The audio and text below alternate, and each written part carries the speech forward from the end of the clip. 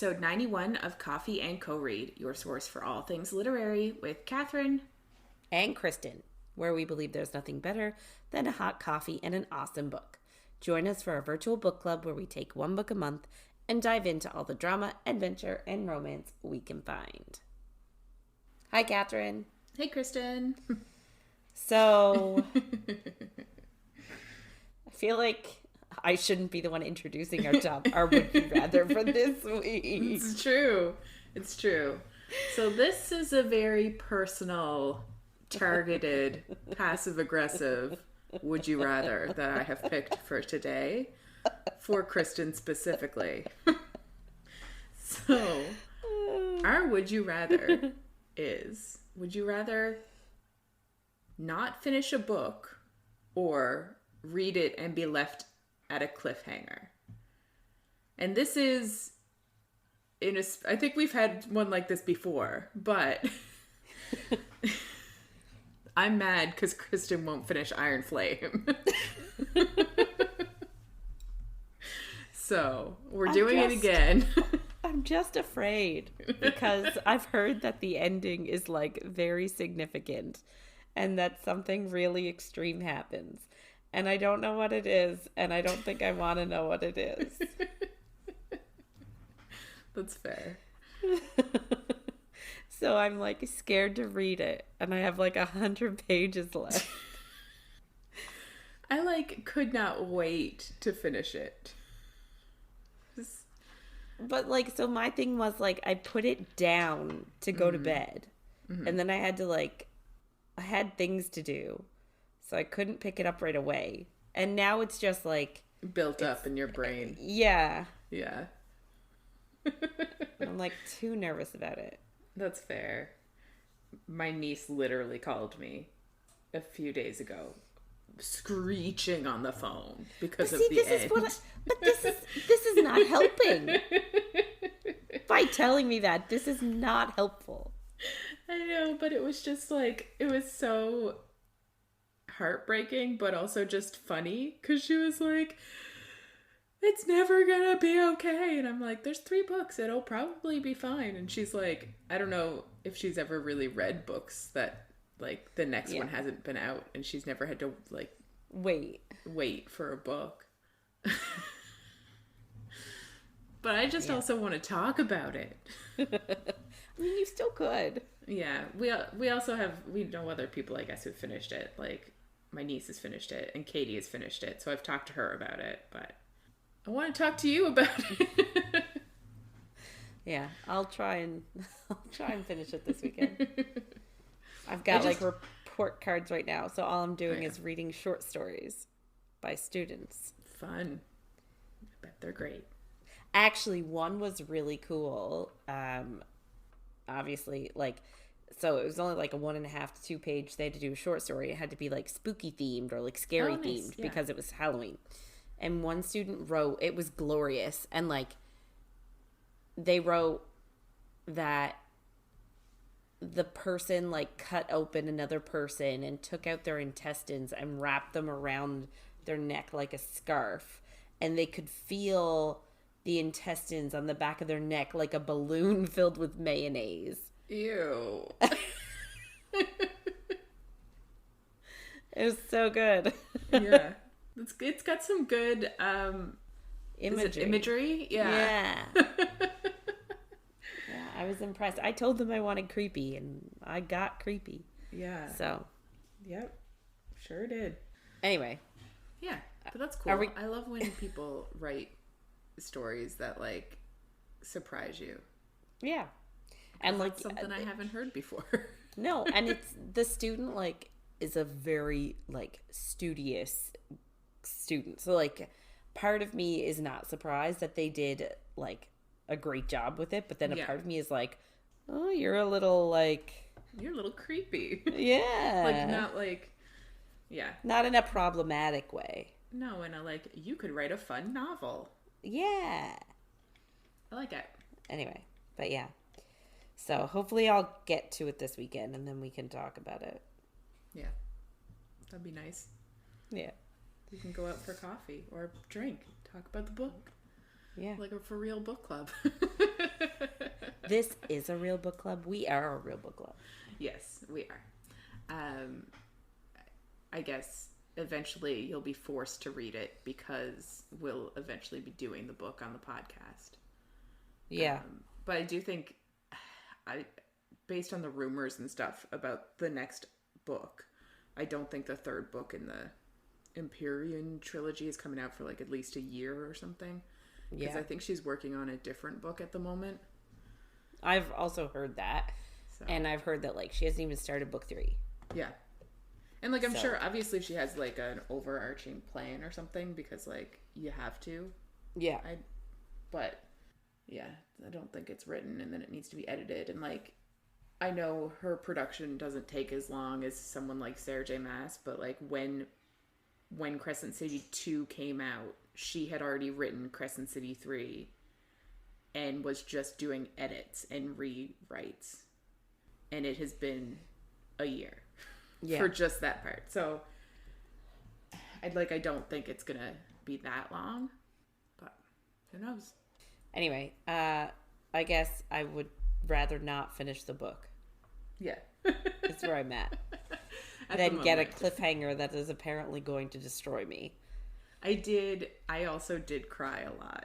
And it was like, I was a little tipsy though, and it was like 2 a.m. and I was tired and I was just like silently crying, and Jeff just woke up and looked at me and he was like, is this the book or is this like a life thing? And I was like, it's the book. And he was like, okay, cool. And he just rolled over and went back to sleep. That's amazing. Yeah. It's funny though, because in the same time frame, I have read like 3 other books. Yeah. Like, why? Lily's also read, like, she had the opposite of a hangover. Like, she finished it and then she read Shatter Me, which I haven't read yet. Oh, it's good. I have 2 copies. Oh, really? Mm-hmm. Well, Lily has my copy at the moment, but she should be done, so I'll probably read that soon. And she read something else, too. Oh, that's pretty good. I'm halfway through the second book, and I, like, just put it down and haven't been able to pick it back up. It's not, like, a priority, but it's good. Yeah, I've heard a lot about the main character and that he's a bad boy. Oh, yes, yeah. And that's all I know about it. Yeah. Yeah. Anyway, obviously, Catherine would rather have a cliffhanger. Yes, but I also just feel like with 3 more books in a series, no matter what the ending is, like, there's always going to be a resolution. Because even, like, Throne of Glass has a really bad one that we've, like, subtly talked about before. And you know that there's going to be a resolution to that, too. But it was awful while we waited for it. But, yes, like, I don't even feel that bad about this one as I did about that one. Okay. But I was very upset in the moment. All right. Yeah. Anyway, but yes, I especially a book that I'm super excited about, I can't imagine just like putting it down and not finishing it. And I'm also super worried about spoilers, and it's all over Instagram. And I'm sure TikTok too, but I just don't really use TikTok. I just haven't opened. Yeah. Well, you wouldn't be able to. I'm just going to continue avoiding everything. Yeah. And it's fine. Everything's fine. Yeah. I've learned my lesson since getting the Crescent City 2 spoiler. Yeah, that's a big one too. That one was sad that you got it. Yeah. So, you know, I'm trying to learn my lesson. Anyway, so moral of the story, Catherine's mad at me. So mad. Never been this mad in my life.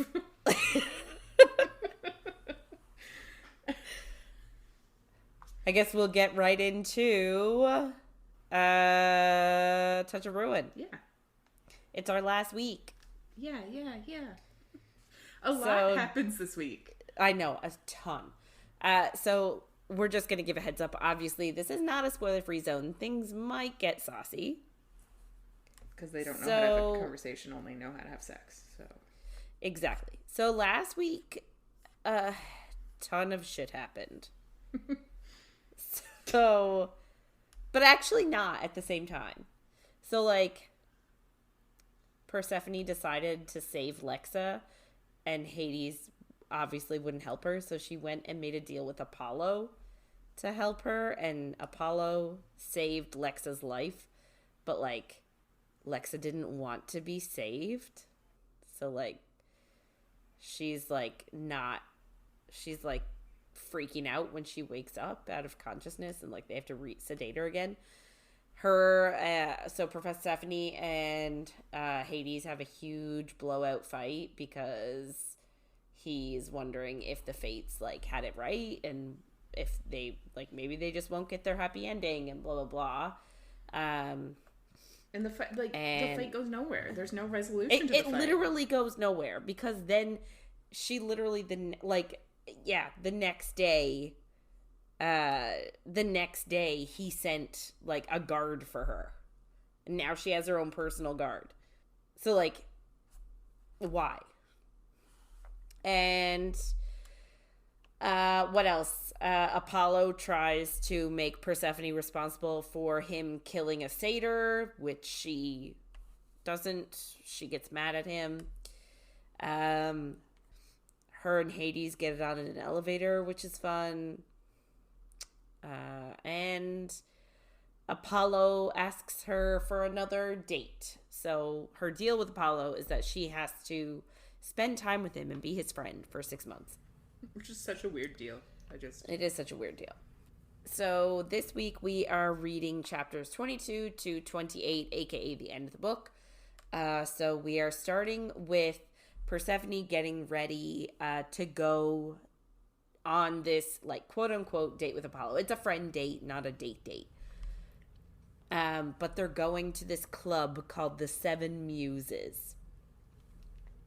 So obviously Persephone is going to try and resist what he has planned for them as much as possible. Mm-hmm. So in order to, like, get around Apollo's, like, decree, she invites Hermes to go with her to the club, which is smart. Like, he didn't say she couldn't invite other people. Like, I guess, you know, Hermes is being, like, her BFF, and he wants her to wear this, like, really revealing dress that is apparently, like, a nude, like, bodycon. And there's, like, just gold leaf appliques covering, like, the two boobs, the bum, and the vagine. Yeah. And nothing else. And I'm like, that is risque. Like, who even owns a dress like that? Nobody. I'm sure people do, but not I. Well, Persephone's, and she's like, why would I want to wear this? I don't want to impress Apollo. And he's like, yeah, but what if Hades shows up at the club? And she's like, why the heck would Hades be at this club? Yeah. And I have to agree, like, why is Hades all of a sudden in the picture? And, like, are they not again in a huge fight?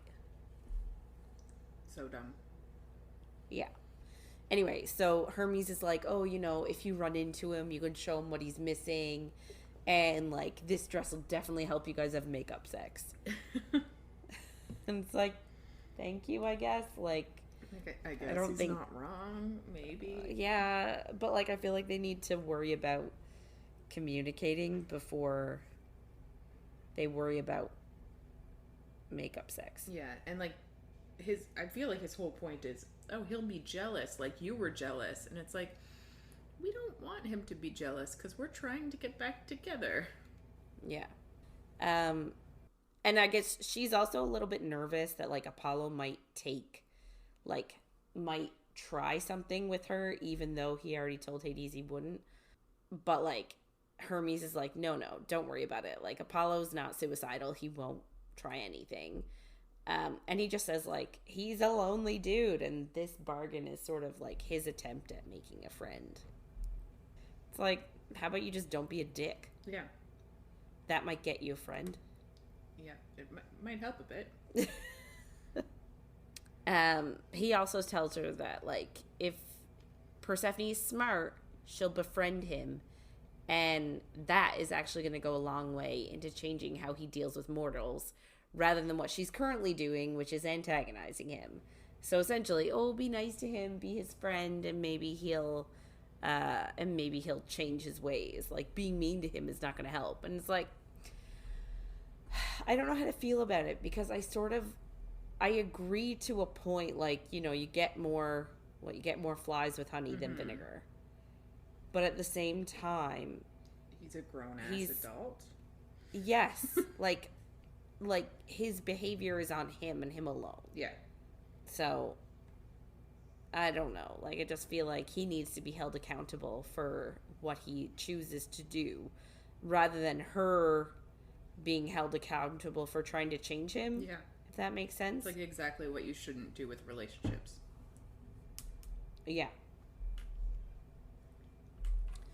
Anyway, so, like, he also says that, like, people like Apollo are broken, and that's why he fucks up all his relationships. And apparently a lot of the gods are the same. But yet she's focusing on him. Why? I just... Yeah. But, like, being broken doesn't give you the right to be a shitty person. You know? No. But... And, like... Ugh. I also understand his point. Like, why is she focusing on Apollo? Because he hurt her friend. Mm-hmm. But what about all the other people that are getting hurt by all the other gods? Yeah. Anyway. So, Zophie comes in, and Zophie is that Amazon shapeshifter person. And she demands to go with them because she needs to protect Persephone. So they just say, okay, we'll get you an outfit too. So they do. And when they get to the club, Apollo was, like, annoyed that she brought friends, but she was like, you didn't tell me I couldn't. So they just go to his booth anyway. Like you do. And, like, yeah, they chat and they dance, and, like, her and Apollo end up alone at the bar. And I don't know how they get on the conversation, but, like, she tells him that, like, this isn't the ancient world, and, like, she doesn't really like his music. And he's like, what? How can you not like my music? Like, I'm the god of, like, he's supposedly, like, the god of music or something like that. And, like, she's like, no, I just don't care for it. Which is hilarious. Yeah. But you're also like, maybe you should chill a bit. Like, you don't need to tell him that you hate everything about him. Yeah. And that's hardcore. Like, she is, like, literally anything that he does, she's like, no, I don't like it. So for some reason, though, even though she hates his guts, she opens up to him that she thinks that Hades hates her. Oh my god. Yep. And he says, no, he doesn't. Even though he looked at her like she was broken. And then he tells her that Hades is hurt, and he values trust and the process of earning it. And he feels like he failed with her. And he doesn't feel worthy without trust. So apparently Hades needs Persephone to trust him and find strength in him for him to feel worthy. And, like, fine. But why can't he tell her this himself? Yeah. And also, how does Apollo know this? It's his nephew, man. Like, yeah, but... yeah. Yeah, no, it's like... I just can't. I'm just over it at this point. Mm-hmm. Like, I'm over it. Yeah. Like, I'm done eye rolling every, like, 5 minutes, I feel. Yeah. Persephone then asks Apollo, like, what happened to him? Because he wouldn't be a dick without drama. And he tells him, or he tells her, sorry. He tells her. So he met a man. Here's our token representation. And I mean it in the nicest way possible. I appreciate it, but, like, how much of it is done for viewership? Yeah. So he met a man named Hyacinth, and apparently he was beautiful and he was admired, but he chose Apollo. And they would hunt and climb mountains and play music. And Apollo was teaching Hyacinth how to play a game called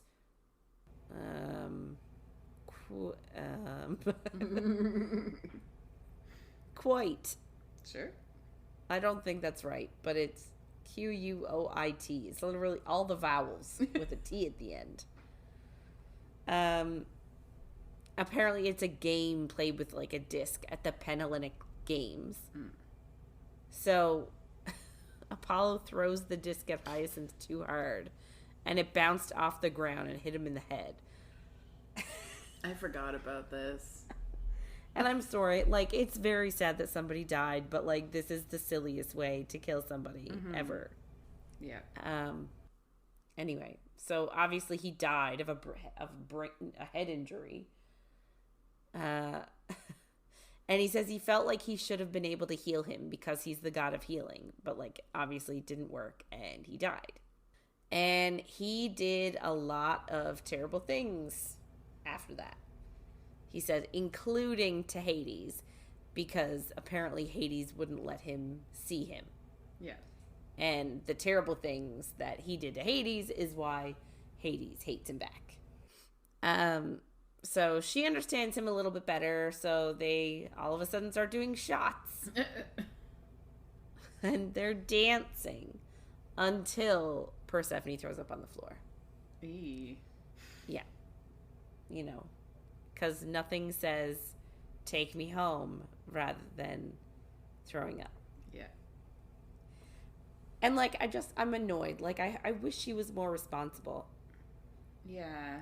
Like, I get her age and shit, but this is why Hades gave you a bodyguard, because you're not taking care of yourself.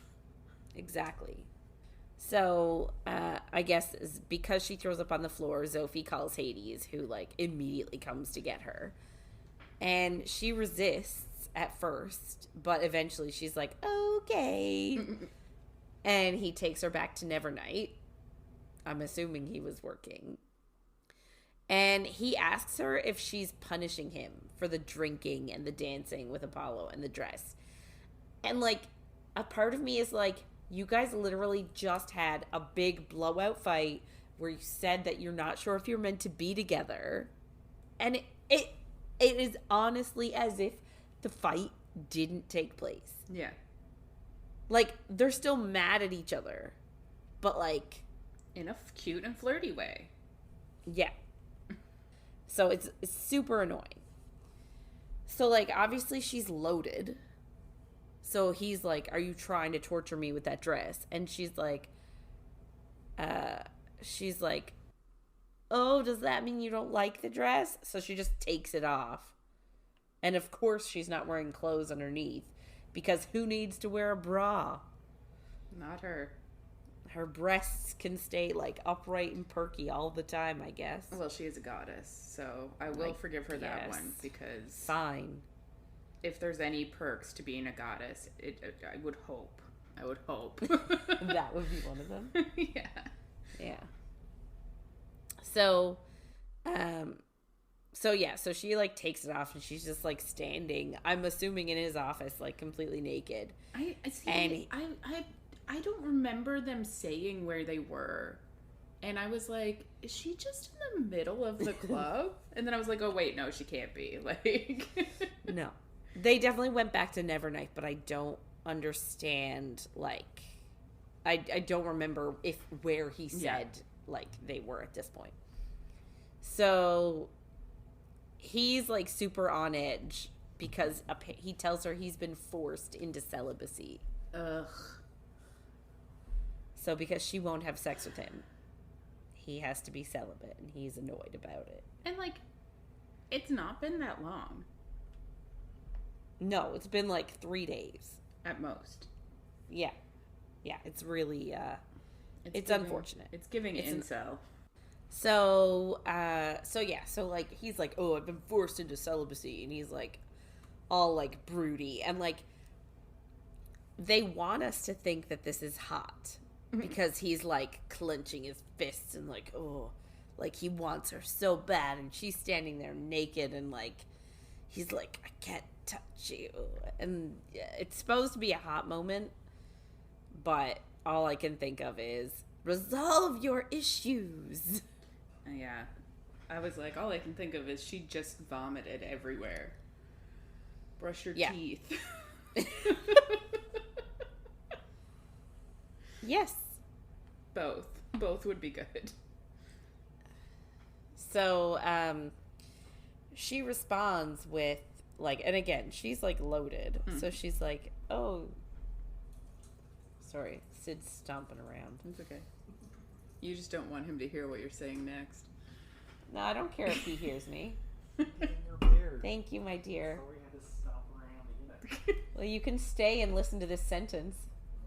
No. So she tells him that she tells him, like, he can fuck her.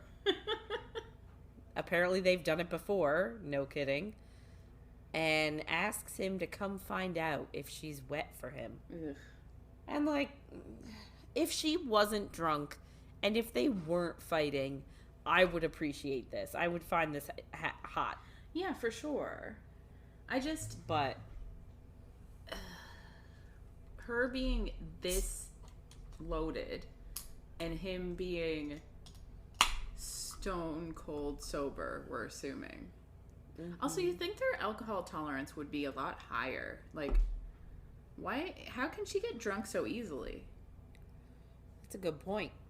I feel like we need to look this up. What is the alcoholic tolerance for gods and goddesses? Yeah. Should not get actually. some good. We're not that crazy. Should get some good responses for that, I'm sure. Yeah. So, she's, like, essentially offering herself up on a platter. But he doesn't move. So, like, he's got more. I give him credit for that. Even though he says that she's forced him to be celibate, which is stupid. But yeah, he's also not going to take advantage of her, which is nice. Yeah. Is it? Do you disagree? No, it's like, it's the right thing to do, but it's also like, in books, when it's supposed to be hot, when a guy's like, tell me to stop now because I won't be able to. Like, I'm like, I hate that. Like, that is some bullshit. Because if I'm partway through and decide no, then you're going to stop. And, like, there are some books that say it, and then the girl in her head is like, I know if I said stop, he would. Yeah, and I'm like, yeah. Because they're trying to get around. I don't know. But he's giving that vibe. Do you know what, though? I haven't actually thought of that before. Like, I've read that a million times. Yeah. I've never actually thought of it like that before. It's not something I've considered. I've actually been one of the people that are like, ooh, I like this. Yeah, but like, and when everybody's consensual, super hot. But like, just the like, you decide yes now, it's just not good to teach people that's You're okay. Right. You're right. Yes, that's correct. Yes. Yeah. Enthusiastic consent at all portions of the evening. Exactly. Exactly. Yeah. But like, okay, so like the whole thing too is that she is now naked. I'm assuming with shoes on. Which is like the hottest ever. Quintessential, right? As hot as a woman can be. Yeah. Naked with high heels. Yes. So like, he doesn't come towards her. So then she decides it's a really great idea to have a serious conversation about Apollo while she's still naked. And while he like lost his shit about her bringing him up while they were in bed together. So how is this different? Apparently it is different. They're not horizontal. True. It's all about But what if they're against a wall? It's all about which axes they're on? Is that what you're saying? Yes. You're just This is what I was trying. Yes. I don't know what that is called. Fair. Their axis degree. Yeah, their coordinates on the XY chart. Yes. Love it. Anyway, so like, so she's like standing there naked, and then she's like, why didn't you let Apollo see Hyacinth? Like, just brings it up out of nowhere. It's just weird. Yeah. And he actually says, and he tells her the truth, so like, good on you, that's not what Apollo asked. He asked Hades to kill him, to throw him to the Titans in Tartarus, where he would be ripped apart, because that is the only way to kill a god. So he wanted to kill himself to be with Hyacinth. Like, do gods, like, go to the underworld after they die? I just more so took it that he didn't want to be alive anymore. I took it as he wanted to die so that he could be with Hyacinth all the time. Yeah. I guess the other thing is, like, when the underworld is basically a place that you live, like, if you're a god, would you, like, lose your memory? Like, how does any of it work? Yeah, that's a good point. Don't know. Anyway, Hades obviously refused and said, no, I'm not going to kill you. Yes. You're my nephew.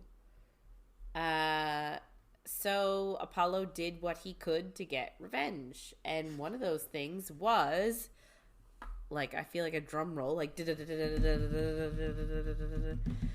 sleeping with Laoki. Yeah. Which is just like, and then he punished her. Yeah. Ugh. They're all shitty. But I guess she was a willing, as far as we know. Yeah, well, that's the thing that, like, I just don't understand why she did it, I guess.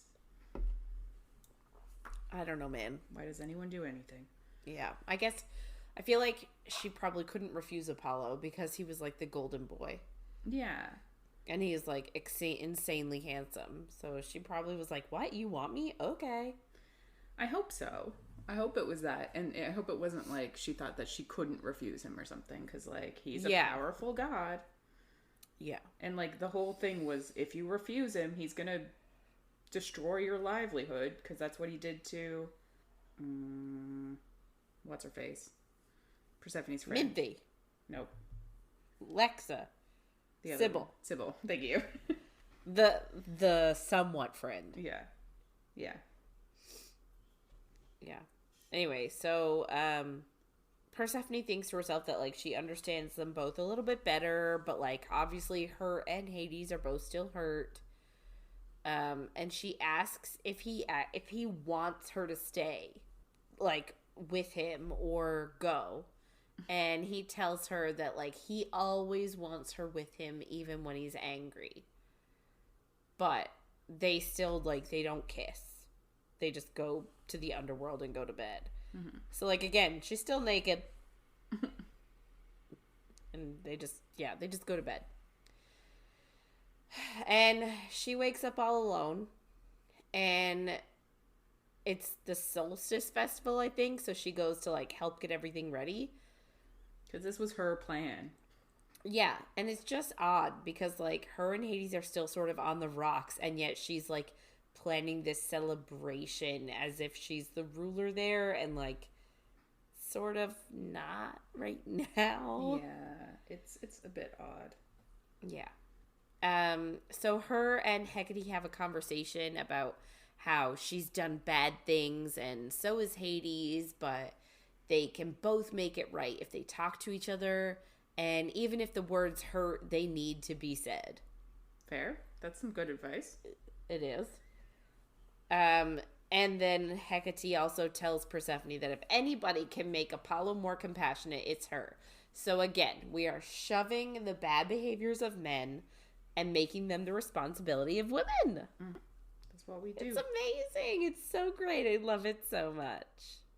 Ugh. So she gets ready for the solstice with her new crown and her gown, but, like, Hades is nowhere to be seen. And so, like, the solstice festival is happening. The children have a surprise for her. So they sit her on a throne made just for her, and they do a little dance for her. Make a little love, and then the party. Get down to Yeah. And the party, like, gets started, and Laoki is there, Hermes is there, and she even invited Apollo. And, of course, she arranged for Hyacinth to also be there. And, there's like, just 2 people in the underworld. Only 2. Yes. Yeah. So she managed to arrange a meetup between Hyacinth and Apollo. And Obviously, Hyacinth still loves him after thousands of years. So they reunite. One dead, one alive. What could go wrong? Yeah. Anyway, so she also, like, she's trying to right all of her wrongs. So she apologizes to Thanatos for yelling at him back at the hospital. Good. He obviously, like, says it's fine. Like, they mend their bridges. And she keeps looking for Hades, but he's nowhere. Yeah. She's, like, looking from room to room, but, like, he's nowhere. And apparently he doesn't come back to the house until, like, 5 o'clock in the morning. Even though he knew she was planning this party. Yeah. And, like, then they argue again. Yeah. Because he wasn't there. And she wanted him to be there. And she thinks that what's important to his people should matter to him. And what's important to her should matter to him. Do you think they just can't... Like, I know we say they can't have a conversation, but they actually cannot have a conversation without yelling at each other. Like, there's no... She can't be like, hey, my feelings are hurt. She has to, like, get angry and yell and explode herself in thorns, one would assume. Yeah. I assume a lot of it is that she has no people skills. That's what I'm assuming. She just has no human skills because she was locked up in a greenhouse for her whole life. Yeah. Makes sense. So I'm assuming her communication skills are just lacking. Yeah. And I feel like he's just so used to everybody being terrified and giving him his way because everyone's just scared of him that he doesn't understand the meaning of not just no, but like, yeah, like compromise, like somebody demanding something of him. Yeah. Yeah. That makes sense. So I think fundamentally they're having problems. Yes, I believe that as well. Anyway, and like I hate to pick sides, but I agree with her here. Yeah. He should have been at this party.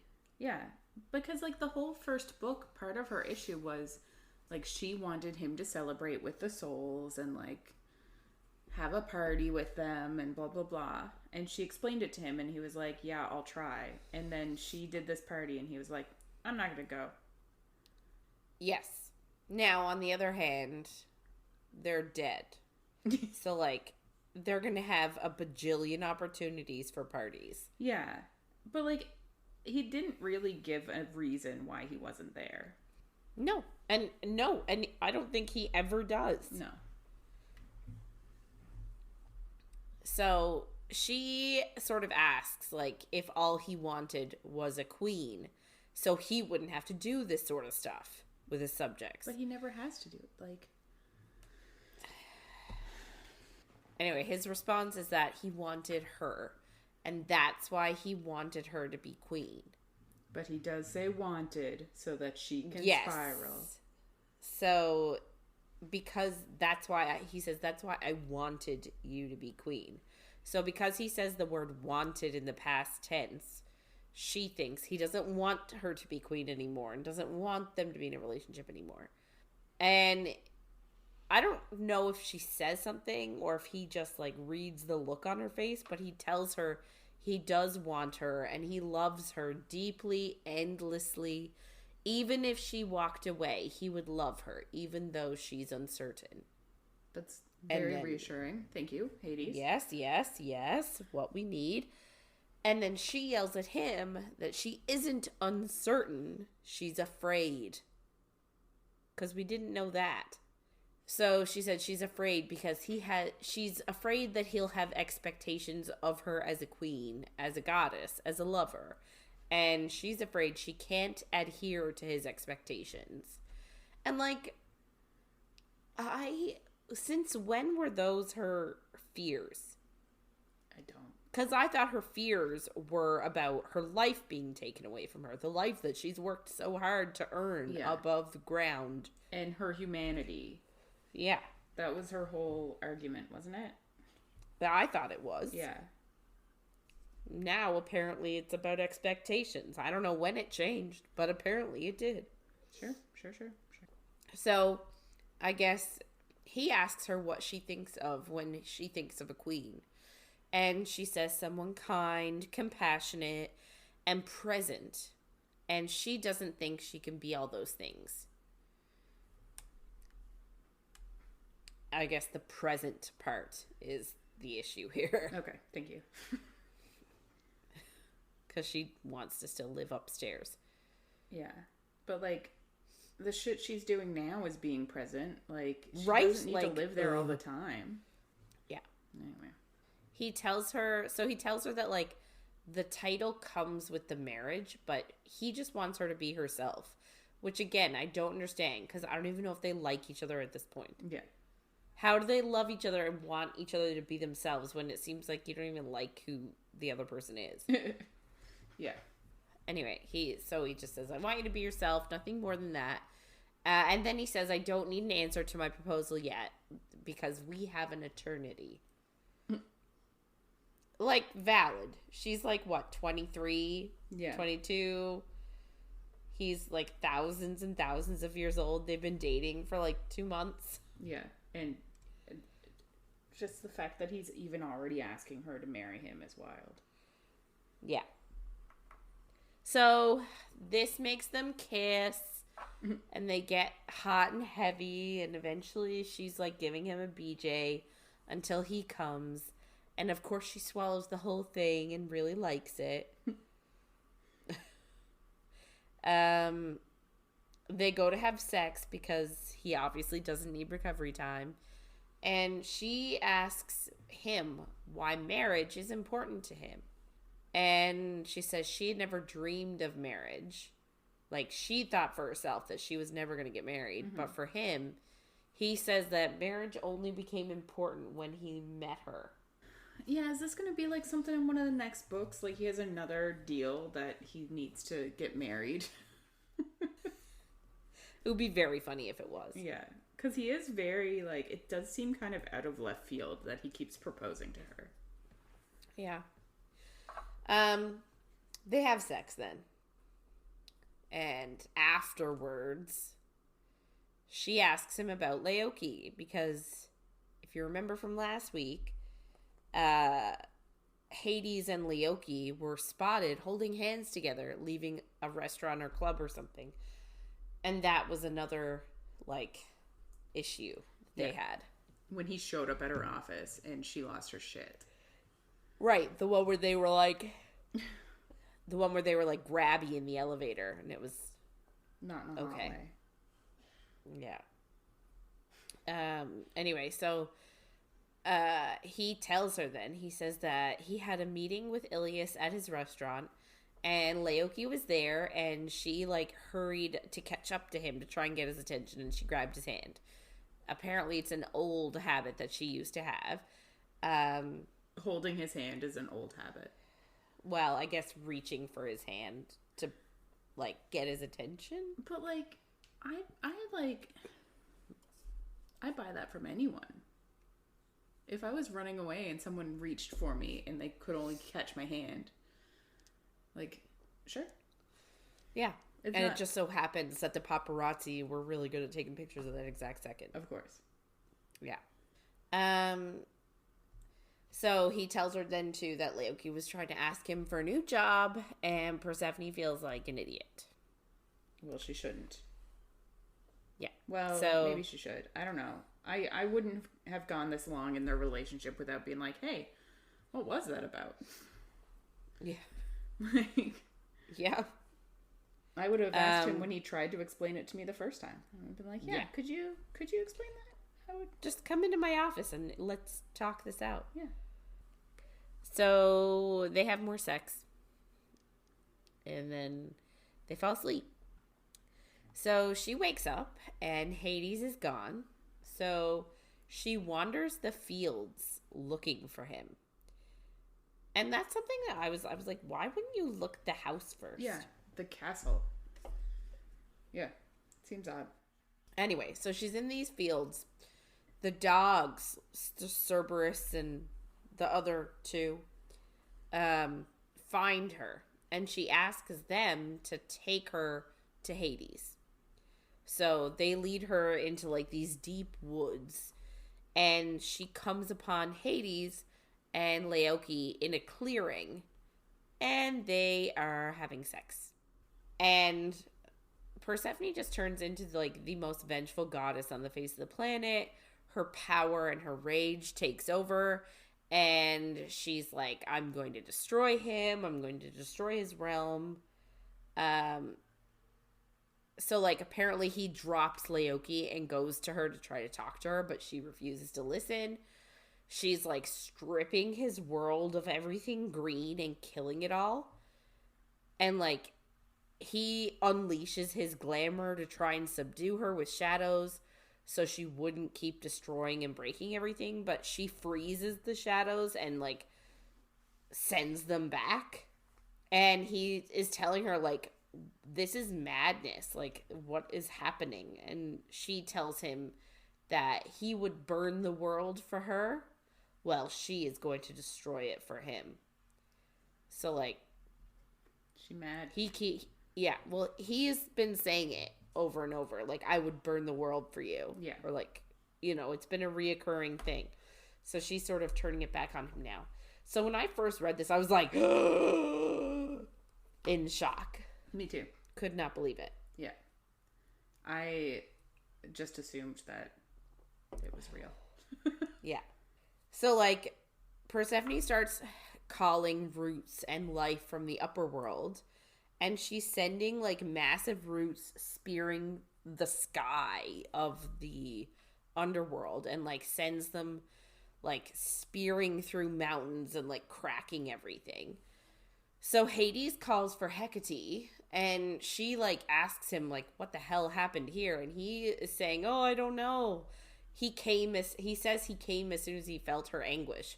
Meanwhile, I'm like, yeah, you big old liar. You're just not telling Hecate the truth. Yeah, same. So the two of them work together and use their magic to prevent Persephone from using her magic, and she becomes exhausted and just breaks down in despair. Yeah. And Hecate tells her to asks her what happened. And, like, she says, show me. So she shows Hecate the memory, and Hecate tells her it's not real. So now we're finally getting, oh, this is all an illusion. At first, though, I just assumed that Hecate was lying. Yeah. I'm waiting for the other Hecate shoe to drop. Yeah. Like, Hecate has been nothing but helpful and kind and, like, just great. And I'm just waiting for her to turn. Yeah, same.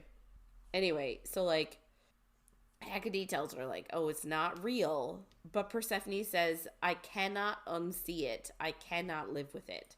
So just the image of them doing it is enough to, like, send her into a spiral. Yes. This is where that self-confidence comes in. Yeah. Like, and I get, obviously, it's awful, but, like, if it's like having a dream and then being like, you cheated on me in my dream. Yeah. I have those dreams all the time. It's not good. I don't know why. But I always have the dream that my husband has cheated on me, and it really makes me sad. Of course, yeah. But, like, you don't break down and say, you can't unsee it. No, I do not. Anyway, so after, like, saying, oh, I can't unsee it, she falls asleep. And when she wakes up, Hecate is there and tells her that she was enchanted to go to the Forest of Despair, and what she saw was a manifestation of her greatest fear. So, like, Hades having sex with Laoki is apparently her greatest fear. Wow. But I guess when you're a god or a goddess, like, not like you need to fear what else death. Do you fear, yeah. I guess. Anyway, so Hades is, like, out on the hunt for whoever enchanted her. Apparently the forest is an extension of Tartarus, so, like, she really should not have been there. Mm-hmm. And Hecate said that, like, she displayed a whole lot of power during that altercation. And if the gods found out, they might want to make her an Olympian or even think of her as a threat and, like, try to subdue her. Yeah. And she also says that, like, she's going to be one of the most powerful goddesses of their time after she learns control and strength. Which is nice. Like, Hecate building a sister up. Yeah, someone has to. It's not going to be Hades. No. So Hecate leaves, and Persephone decides it's a really good idea to go on a walk. Like, after falling into this forest situation and having this come about, she still thinks that going on a walk is a good idea by herself. Yep. Hades meets her, though, and they walk together almost to where she entered the forest of despair, and she tells him that even though she knows it wasn't real, it felt real. And he needs to help her forget what she saw in the forest. She wants him to love her and ruin her. So, like, ruin her vagine? Yes. I mean, so he does. He licks her out until she comes, and then they have sex again, and she tells him she loves him. They go back to his room to have sex again, but Hermes actually knocks on the door and comes in. He found Laoki. So apparently she's the one who gave Persephone an enchantment at the solstice. So, like, I guess Laoki went up to her with, like, a little shot glass and was like, here, have a drink. Yeah. Like, it's so good. And then just, like, ran away. So they ask her, like, why she did it. And Laoki has to said that it was to tear them apart. Because Demeter is the one who turned her back from a tree. And Laoki is, like, under her orders. And she's afraid for her life. Yeah. I thought we already established this. That it was probably Demeter who did it. Yeah. She said she didn't know. Well, fuck that. I guess she was lying. Yeah. But, like, it's just... Obviously she was gonna lie about it. Why would we expect her to tell the truth? I don't know, but, like, for some reason, they're not even mad at her. Yeah. Which blows my mind. Yeah. They're like, oh, we're not gonna let my mother hurt you. Like, how about you go lie down in the queen's suite? You must be exhausted after all this emotional manipulation. Yeah. And then manipulating her in turn. Yeah.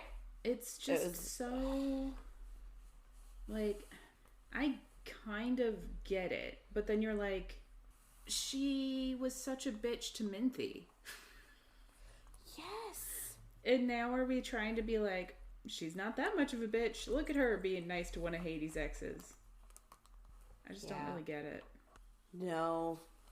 I feel like it's very hypocritical. Yeah, it's not really in character with her or Hades to be like, that's okay. Yeah. Anyway, so she, like, sighs at Hades after Laoki leaves, and she's like, oh, we should probably summon my mother to chat, but let's have sex first. Like you do? So they do have sex first. That's what I would do if my mother was... I'm not even going to finish. Is it? No, it's obviously not. Yeah. So Persephone and Hades are sitting on their thrones, and they're in their divine form, and Laoki and Hermes... No, they're with Laoki, and Hermes shows up with Demeter. Because he went to get her on like Persephone's orders, and she feels very empowered by this. Which, like, I'm glad she feels empowered, but it's also like, he's a god. Why are you ordering around a god? Well, I guess that is his job. Yeah, that's true. So Demeter's there, and Persephone tells her that Demeter threatened her friend, and Demeter's obviously, like, surprised that Persephone would believe who she calls her lover's whore over her. And Persephone tells her to apologize and sends her to her knees. And Demeter is surprised and furious and obviously refuses to apologize, but Persephone holds her there. And Persephone tells her all she ever had to do was say sorry. And while she's saying it, she even herself realizes, like, she's not talking about Laoki anymore. She's talking about herself and her mother. But, of course, her mother refuses to apologize for anything she's done in her life, because she's a god. So they argue, and Demeter says she's throwing her life away for Hades, and then Persephone releases her and tells her that she'll never see her again. And her mother just, like, smiles and says that she's proud of her, and says that she's more like her than she realizes, and then she vanishes, and Persephone knows that war is coming. Which, like, I didn't get that vibe. I also didn't get that vibe. Like, I'm sure it is, because why would you say it if it wasn't? But that's not the vibe I got. Persephone ends up going to the hospital, and Lexa's mother says that Lexa is having a good day, and Persephone goes in to talk to her, because she's actually awake, and Lexa asks if this is Tartarus. And Persephone tells her that she's in the upper world, like she's not dead. And Lexa says that she felt peace and her death wouldn't have changed anything for them, but being back does. And it's super sad for sure. But, like, I hate how it's always being, like, brought back to, like, everything would have been the same for us because I would have seen you all the time. I'm like, I don't like that. Persephone goes home, and Apollo knocks on her door because he's trying to learn boundaries.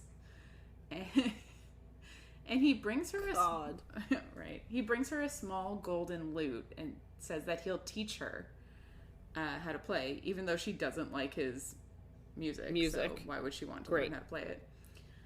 And he actually apologizes about Lexa. He says he didn't realize that her soul was broken and that she wouldn't be okay. So, like, that's good of him. I'm glad he didn't know and then do it, because that would have been shit. Yeah. He then actually offers to let her out of the bargain. But which is nice. Yeah. But she refuses.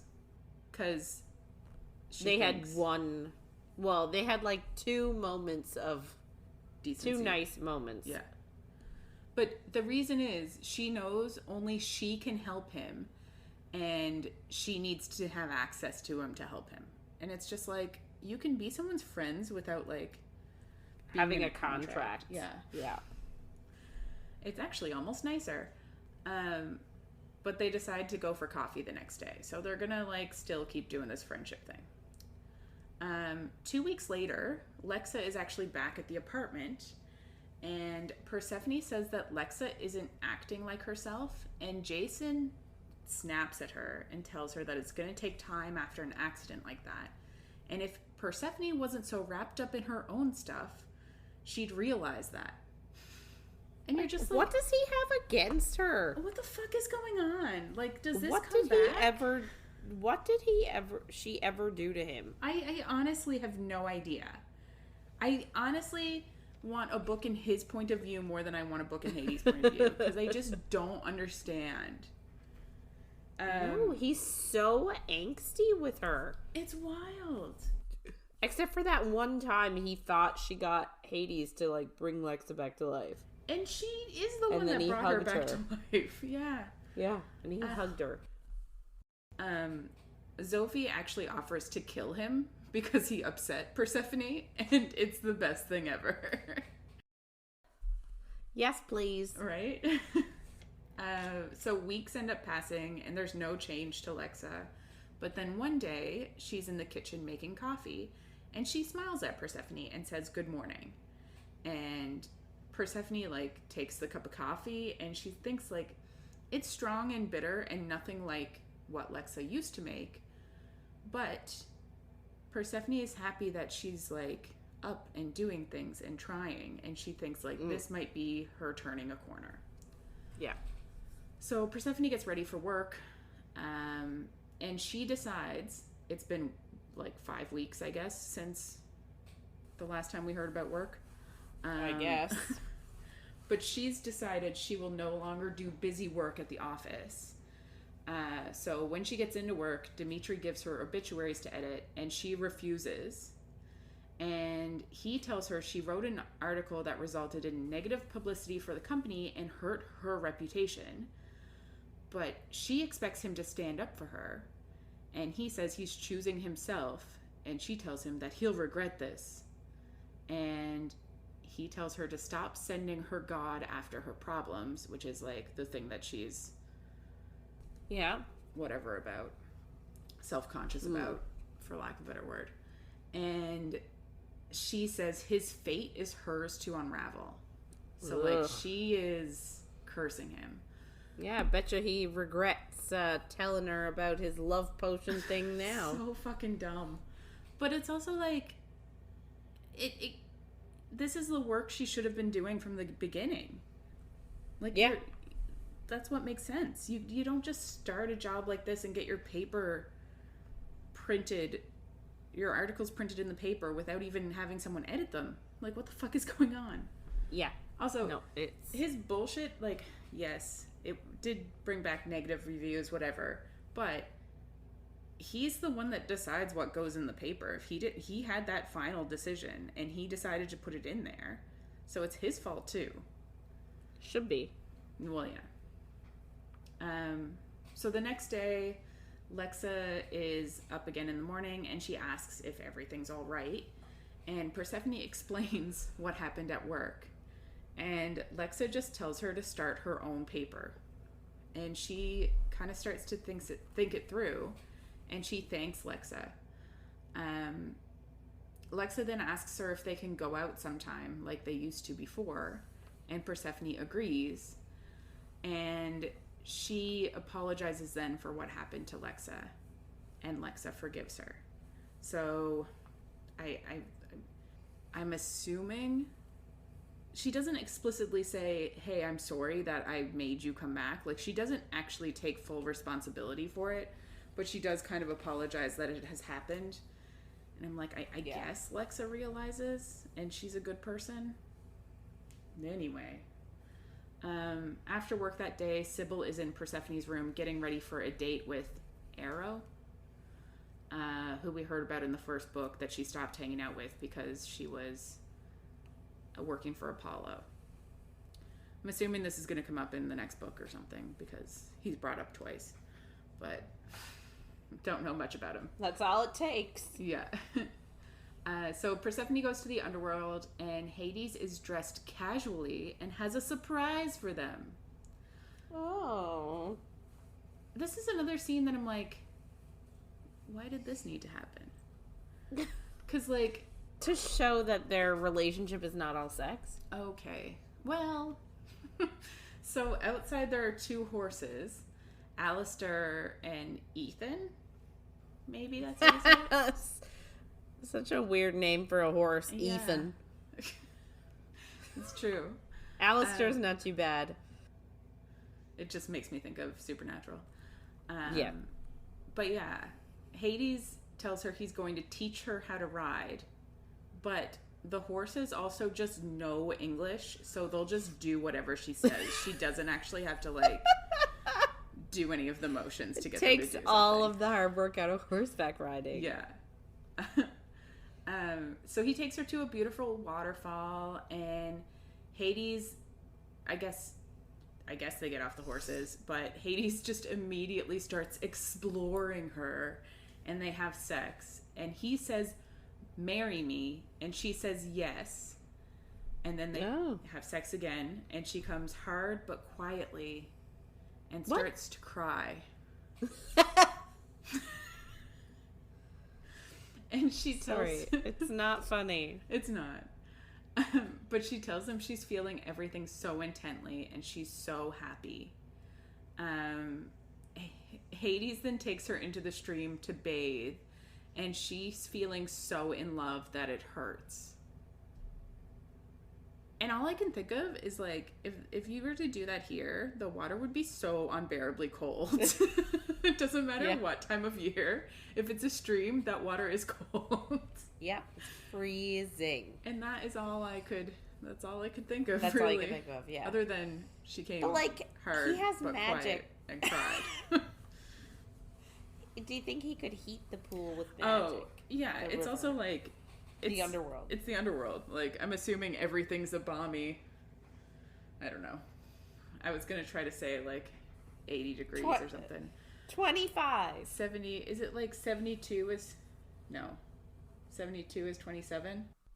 Well, a balmy 70 degrees. Yeah. It's like a good... Around 20-ish is probably a good temperature to just live. I don't know. I think 30 is better. Yeah, but then you get sweaty. I guess. That's the point. And like all the time, nothing in between. Yeah, sure. Yeah, you got a point there. I'm thinking maybe like 24 or 25. 24, yeah. Yeah. Yeah. So they go back and Thanatos is waiting for them and he tells them that Lexa is gone. And Persephone is numb. And Hades tells her she doesn't have much time, and he takes her to the river Styx. And the fairy is there bringing Lexa into the underworld. Persephone holds her, and Lexa says she's sorry, and Persephone says she thought she was okay, but Lexa tells her that she tried, and she just couldn't anymore, basically. Persephone kind of realizes that since Lexa died by suicide, she'll have to drink from the Lethe? Is that how we say it? I don't know. I in my head I say Lethe, but oh, that sounds right. Lethe, whatever. The Lethe, and that'll make her forget everything, including Persephone. Because like, I think we learned in the first book that like if a soul has trauma when they come to the underworld, they drink from the Lethe and then forget everything until they can heal themselves, and then they can like integrate back with the rest of the souls or something like that. Yeah, I think so. So like it makes sense. But obviously Lexa is going to forget everything, including Persephone. And Persephone asks why, but Lexa says she can't explain. And Persephone says like this is her fault. And Lexa tells her it was her choice and her time in the upper world is over. And she accomplished she accomplished what she needed to, which was empowering Persephone. So her entire character and the whole point of it was to empower Persephone. And I hate it. Yeah. So like she has no worth as her own person. Mm-hmm. All of her worth was tied into how she can make Persephone feel. Amazing. I hate it. So Thanatos gets Lexa and she's going to go to Elysium to heal. And Persephone tells her that she'll visit her every day until they're friends again. And Lexa says she knows. It's like super cute, but then she just doesn't really do it. No, but I think she's encouraged not to at the beginning. Yeah.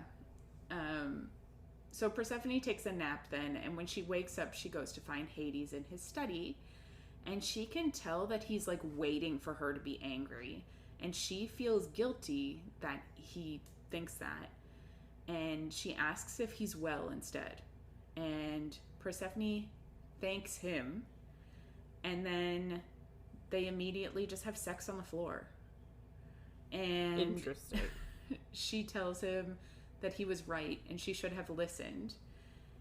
And he tells her what's done is done. And then she just obviously comes again. She tells him she's going to quit her job and start an online community and blog called The Advocate. And she asks for his support and says that she's going to hire Laoki as an assistant. Yeah, because let's be around our ex a little bit longer. Yes. Even though you can't get the image of them fucking out of your head. It's gone now, I guess. Let's give her a job. Yeah, another one. And she asks him for permission for the first story that she writes to be their story. And he agrees under one condition. He wants to tell the world how he fell for her too. So he's gonna write an article for this blog, I guess. And then they have sex again on the floor. Jeez. 3 days later, it's Lexa's funeral. And Persephone hasn't visited her yet, so she cries when she sees her body. And Hades does go to the funeral, but people are obviously a bit wary of him. I guess it would be weird for him to be there. But Persephone can feel everyone's emotions, like the curiosity, the anger, and the sadness that everyone's feeling. Yeah. So she knows that people are obviously wondering how Hades could let Lexa die. And Hades tells her she can't make them understand, but she hates that they think poorly of him, even though the whole book started with her thinking poorly of him. Yes. And even this book. Yeah. Like, she was annoyed that he couldn't save Lexa or didn't save Lexa. Yeah, and she finally understood that it was Lexa's choice. I just don't know what he realistically could have done. Was he supposed to just, like, follow her around and anytime she did something, bring her back to life? Like, we also don't find out how she died, which I kind of appreciate, but also I do want to know. You know? Yeah. Morbidly. So Persephone helps clean out Lexa's room with Sybil and Zophie, and they decide that they should move, and they ask Persephone what she thinks about moving, and she says that she's engaged, and they all shriek and dance because obviously she's not going to live in the upper world now. No. And is Zophie just gonna move in with Sybil now? I don't know. Isn't she wild. supposed to be watching Persephone all the time? But I guess you don't need to watch her when she's in the underworld. I don't know. God knows. Yeah. So onward and upward, and Laoki is helping Persephone with her new business, and just cold calls a shit ton of papers to ask them to run a story about Persephone's engagement and her new venture, i.e. the blog. And obviously they all agree because big news. And then she also makes a spreadsheet of other stories that she's getting tips on and stuff. And she hasn't been alive for 2,000 years, but she's like, I love this Excel thing. So good. Okay. Sybil makes her a website for her blog, and Persephone writes the story, and she reflects on how much she's grown, and he helped her understand her power, and that it comes from confidence. And she says, I guess in the article, that to him she is a goddess. You're like, but you are. To everyone, you're a goddess. Yeah. So she ends up publishing that first article on her blog, and she goes into Dimitri's office and basically just tells him that she quits. And he obviously isn't surprised. And he says congratulations to her, and then asks if she'll write about gods. And she says if it's an injustice, she'll expose it. So that's kind of threatening. Yes. What an idiot. But he wishes her the best, and terrible idea. Yeah. She empties her desk, and then this part came out of left field for me. Helen, the receptionist, runs over to her and begs to go with her. Yeah. I agree. They were cordial friends. Maybe. Colleagues. Yeah. And they were colleagues. Yeah, she says that she'll work for free. So Persephone tells her, sure. I'm like, what? You had a good paying job. What the fuck is going on? Doesn't she say I'll work for free, just don't leave me? Basically, yeah, I think so. It's just wild. So she really has a thing for Persephone, I guess. Yeah. Along with everybody. Yeah. Persephone goes to the basement to say goodbye to Prometheus. I'm never going to know how to say his name. But he's not there. But she sees his notebook, and she thinks of how protective of it he was the last time she came down. And it's open, and she sees her name. And It is a pretty creepy notebook, obviously. But it describes, like, it has the date and then what Persephone wore. And that he could see the swell of her breasts as she breathed. And then the next page, she's wearing a dress. And he comments on how her shape, like, how shapely her legs are. And wanting to pull her skirt and up and spread her wide. And fuck her. And she will let him. Anyway, it's all, like, very creepy shit. Stalkery. Yes, 100%. Then one of the pages says, there's another report about her in Hades, but she won't love him long because gods destroy everything they love, and he'll make sure of it. And then there's a list, and the list just has duct tape, robe, sleeping pills, and condoms. So, like, he's looking to act on these fantasies. So he obviously shows up while she's looking at this book. And he asks what she's doing, and he blocks the exit. And she tells him that she came to say goodbye. And she grabs a flashlight off his desk and, like, throws it at his head, basically.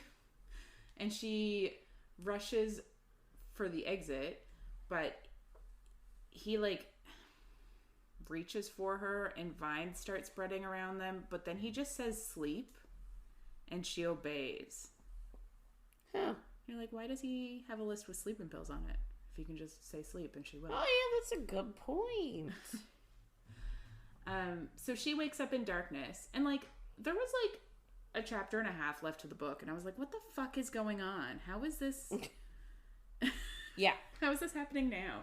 No, you're right. It comes, I feel like it was a plot point that she wrote into the story and then forgot about it, and then, like, had everything clued up and everything was happy, and then was like, oh shit.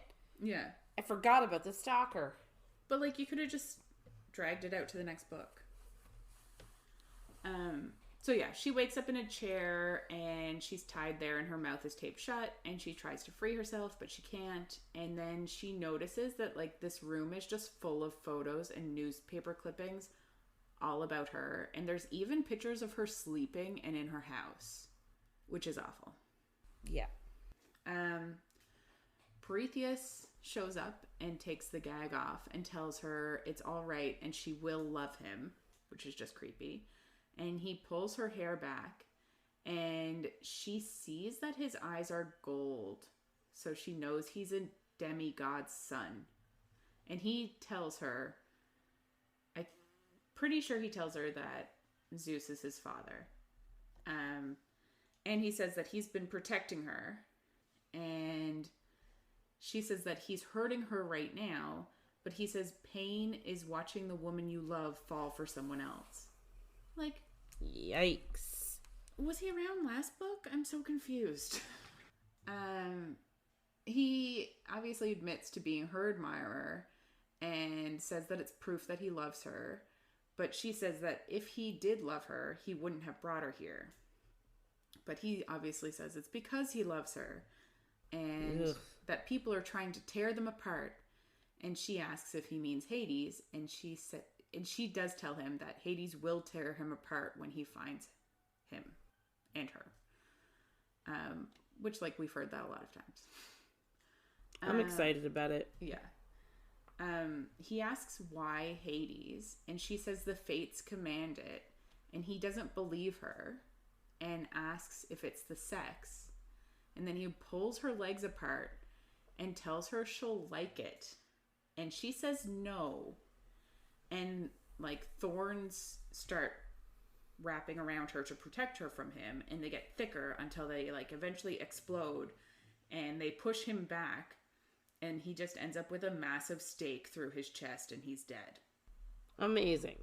I love it. So she yells for Hades, and she notices the Furies are above her, and they tell her basically that she'll be safe. And Hades shows up, and he brings... Oh, this is actually how you actually spell it, but whatever. Persephone back to life, which is, like, just funny. He's just bringing him back to life. Like, willy-nilly.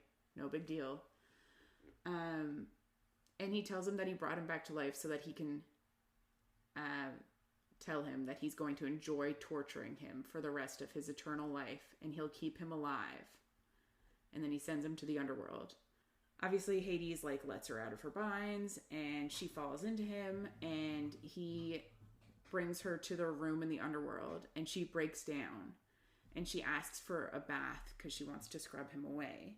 So they go there, and, like, as she bathes, he just watches her, and he asks her what happened, and she says she'll tell him if she can torture him with Hades, and he agrees to that, which is just, I get it. You'd want to kill him yourself, even though she did kill him the first time. But Thanatos goes with her then to see Lexa for the first time, I guess the next day probably, and tells her she won't be able to talk to her because she needs to get used to Elysium first. But Persephone can just go there and just hang out and kind of like be near her. Yeah, suss it out. Yeah. Thanatos says it's hard to say when she'll be able to talk to her. It's dependent on like how much she heals and how used to place she gets. So weeks end up passing with Persephone visiting but not talking to her, and then one day Thanatos tells her that she can talk to her. And Persephone is nervous, but Thanatos tells her like she's the same soul as she was above. She's caring and kind, and she needs a friend. So Persephone goes over and says hi and asks to sit with her. And Lexa asks why she's there since she isn't dead. And she explains that she's Hades' fiance and that she visits often. Lexa tells her she noticed because she always notices Thanatos and she blushes. And you're like, ooh, is that going to be a thing? Be interesting. Yeah.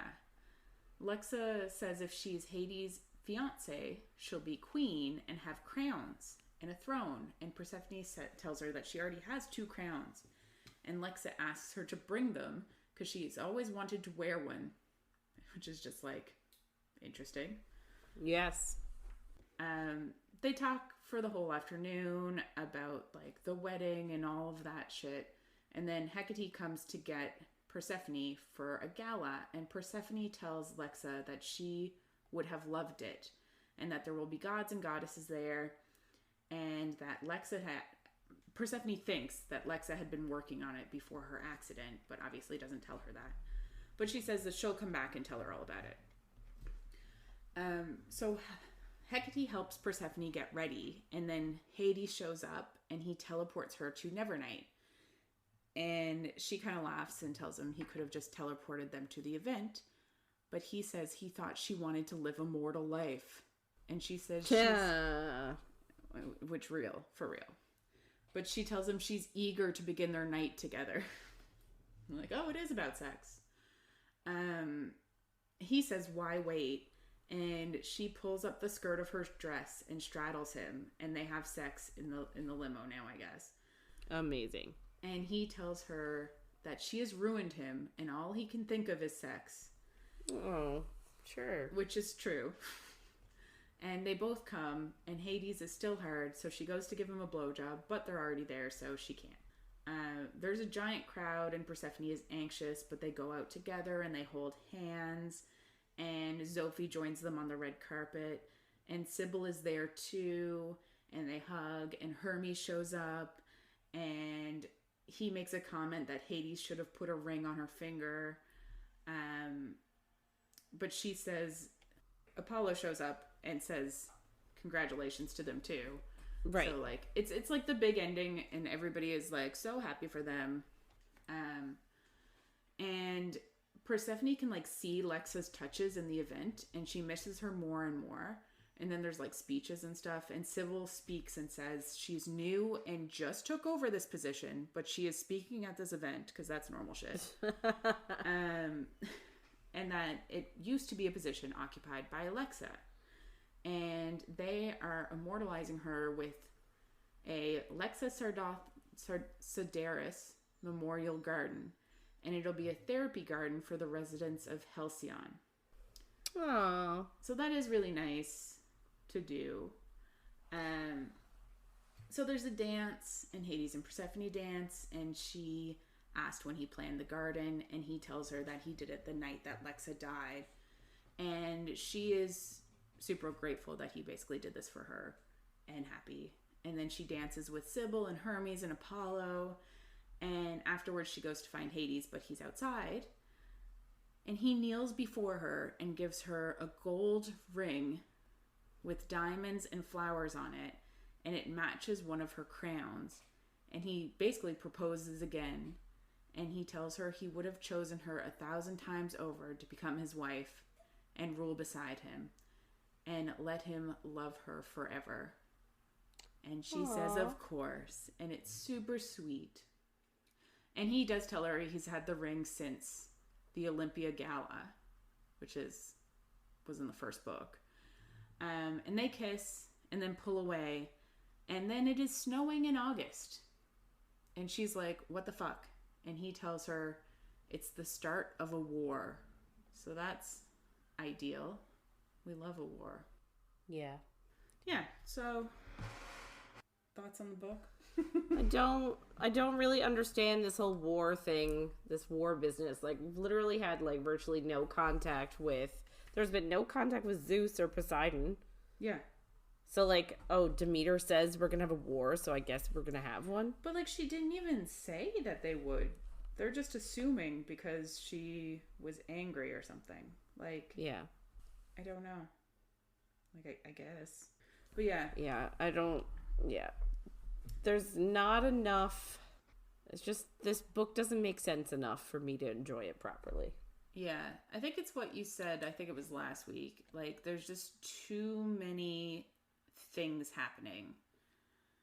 Like, there's too many issues. And, like, especially with that kidnapping thing this week, that was, like, over in 2 seconds. Not that I obviously didn't want her to be assaulted or anything, but, like, if you're going to add a kidnapping scene, it should serve a purpose.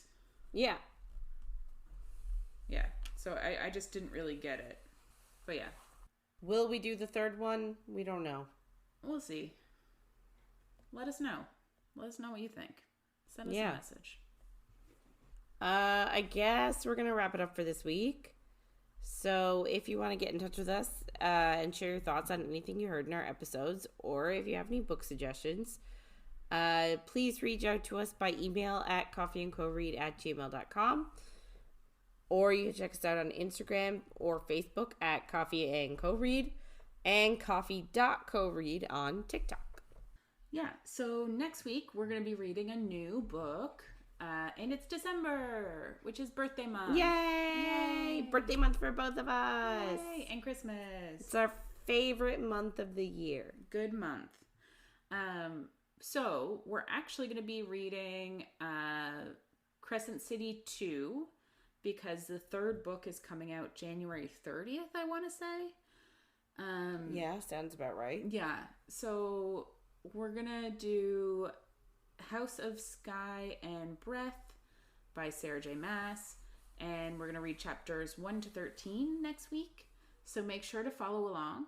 And if you're enjoying our chats, don't forget to follow, rate, and review wherever you get our content.